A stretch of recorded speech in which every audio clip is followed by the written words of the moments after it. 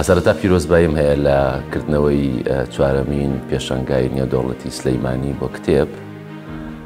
هیوادارم وەک هەموو جارێک وەک هەموو ساڵێک ئەم خەڵکی سلەیمانی ئەم خەڵکی کوردستان بەرەو پیری ئەم پێشەنگایە بڕۆن و پەیامیشم بۆ سەرپەرشتیارانی ئەم پێشەنگایە ئەوەیە کە ڕاستە کتێب کاینێکی پیرۆزە، کاینێکی بەخشندەیە، بەڵام لە ڕاستیە بێ ئاگاشمان لەوە بێ کتێب وەک هەر شتێکی تر هەم جوانە ئەم ناشرینە، یعنی ئەشێت هەنێک کتێب ژەهر بڵاوکەنەوە بەناو کۆمەڵگای بەشەریە بەڕاستی. بۆیە ئەبێ سەرپەرشتیارانی ئەم پێشەنگای ئاگایان لەوە بێت کە ئەو کتێبانە بێنن کە خزمەتی مرۆڤ بوونەکە، خزمەتی کوردستانی بوونەکە، خزمەتی دیموکراسیەکە، خزمەتی پێکەوە ژیانەکات. ئەگەر هەموو کتێبێک بە پیرۆز بزانین، بە باش بزانین، بە جوانە بزانین، لە ڕاستیە ڕوبەڕووی ئیشکالێکی گەورەی معریفی و سیاسی شەبینەوە.